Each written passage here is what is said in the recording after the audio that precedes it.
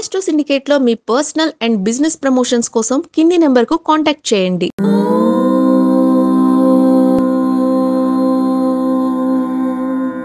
ఓం శ్రీ గురుభ్యో నమః.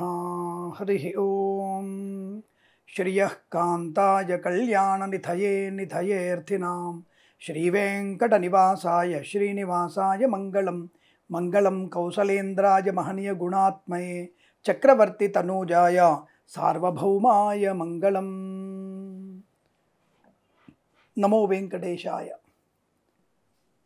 చాలామందికి వివాహం ఆలస్యం అవడం, వివాహం అయిన తర్వాత ఆటంకాలు కలగడం, సంతానం కోసం పరితపించడం, ఇక మనం పొలోమంటూ సంతాన సాఫల్య కేంద్రాలకు వెళ్ళడం, ఇవంతా కూడా మనకి కర్మ ఫలితం అంటారు. దీన్ని పూర్వజన్మ కృతం పాపం, రోగంతో కానీ లేదా ఇతరత్ర భార్యాపిల్లలతో కానీ ఇబ్బందులు పడాల్సిన అవసరం వస్తుంది.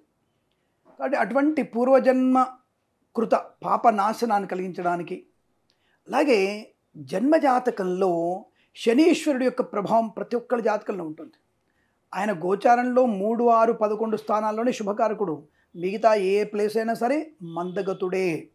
కొద్దిగా పంచమ స్థానంలో, నవమ స్థానంలో కొద్దిగా బెటర్మెంట్ అంటే పర్వాలేదు, కానీ మిగతా చోట్లలో విపరీతమైనటువంటి ఇబ్బందులు కలిగిస్తుంటాడు. కాబట్టి జన్మజాతకాన్ని పరిశీలన చేసుకోవాలి, అలాగే గోచారాన్ని కూడా శనీశ్వరుని పరిశీలన చేసుకోవాలి. తద్వారా వివాహ బలం ఎలా ఉందో చూసుకోవాలి. సరే, ప్రస్తుత అంశంలో ఇట్లా వివాహము, సంతానము ఆటంకమవుతున్న వారికి, పనులల్లో ఇబ్బందులు ఎదుగుతున్న వాళ్ళకి, అలాగే శత్రుపీడ, ప్రతిదానికి ఏదో ఒక శత్రువు, అమ్మ అంటే బూతులాగా వినపడడం లాంటిదంతా కూడా కనపడుతోంది. సో ఇలాంటి వాటి నుంచి మరి స్వామి బయట ఎప్పుడు పడాలి, నాకు చాలా ఇబ్బందికరంగా ఉంటుంది, చాలా పూజలు చేశాను స్వామి, హోమాలు, యజ్ఞాలు, మీలాంటి వాళ్ళు చెప్పిన జపాలు, హోమాలు చేశాను, ఉంగరాలు పెట్టుకున్నాను, రత్నాలు పెట్టాను, అయినా అబ్బే నాకేం తీరట్లేదు స్వామి, ఉద్యోగంలో ఇబ్బందులు, ఉద్యోగం రావటం లేదు. అయితే ఇటువంటి సమస్యల్ని బయటపడడానికి మీకు సులువైనటువంటి, మీకు మీరుగా చేసుకునే ఒక చిన్న సులువైనటువంటి మార్గాన్ని చెప్తాను. కానీ దీన్ని 7 వారాలు దీక్షగా చేయాలి. మీకు మీరే చేసుకోవాలి పూజ. సరే, డబ్బుంది చేయగలను, ఇప్పుడు 10 కోట్ల వాడికి 100 కోట్ల వ్యాపారం కావాలి, డబ్బుంది చేసుకుంటాను స్వామి, బ్రహ్మాండ అంగరంగ వైభవంగా చేయండి.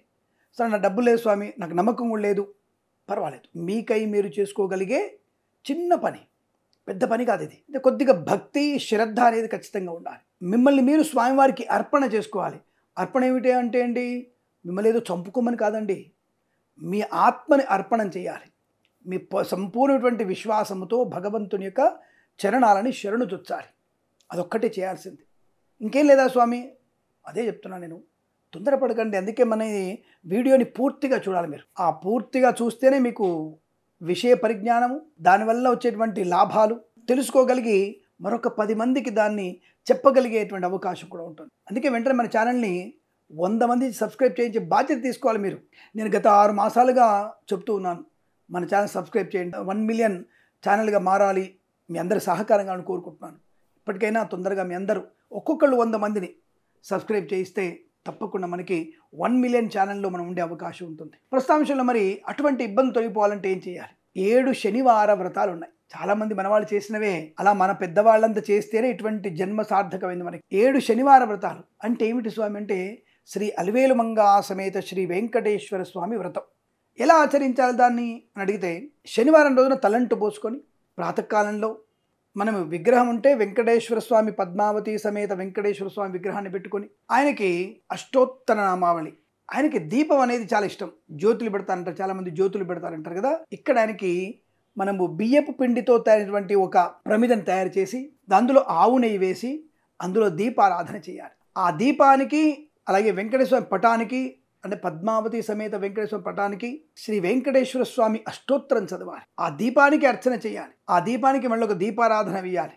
అలాగే స్వామివారికి ఆ దీప జ్యోతికి మనము వడపప్పు, పానకం నైవేద్యంగా సమర్పణ చేయాలి. ఆ దీప జ్యోతి కొండెక్కేంత వరకు మీరు నక్తముగా ఉండాలి. దీన్నే వ్రతం అంటారు, నక్తముగా ఉండాల్సిందే.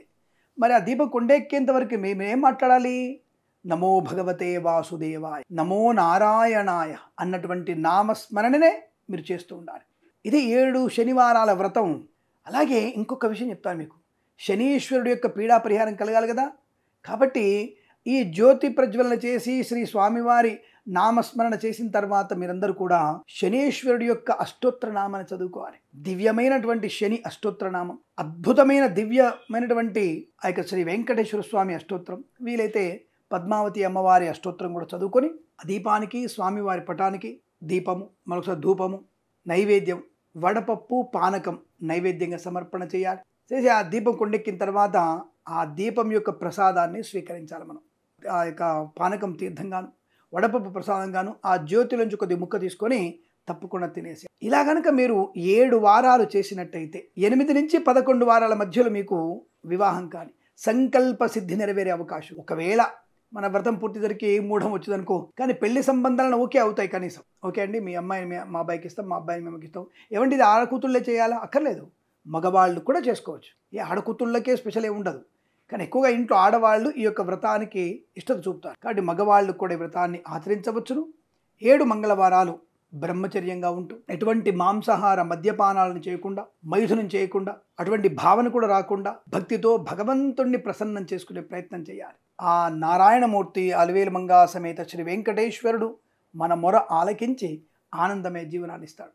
ఇలా మనము 7 వారాలు 7 శనివారాలు కనుక చేసినట్టయితే జన్మజాతకంలో ఉన్నటువంటి శనీశ్వరుడి యొక్క ప్రభావం అంటే దుష్ప్రభావం తొలగిపోతుంది, శుభ ప్రభావం కలుగుతుంది. అమ్మవారి అయ్యవారి అనుగ్రహంతో మనకి సంపూర్ణమైనటువంటి శుభయోగాలు, సంతానం లేని వారి సంతానం, వ్యాపారం బాలేని వారికి వ్యాపార లాభం, వివాహం కాని వారికి వివాహయోగ్యత, అలాగే ఆర్థిక విషయాల్లో వెసులుబాటు, రుణ విమోచనం, శత్రునాశనం పొందుకునే అవకాశం బలం. ఇది మనకు మనుముగా చేసుకోగలిగేటువంటి వ్రతం. కాబట్టి ఈ వ్రతాన్ని తప్పక ఆచరించి అష్టైశ్వర్య ప్రాప్తి, శుభయోగాల పరంపర పొందాలని కోరుకుంటూ సర్వేజన సుఖినో భవంతు. ప్రేమతో మీ కిరణ్ శర్మ.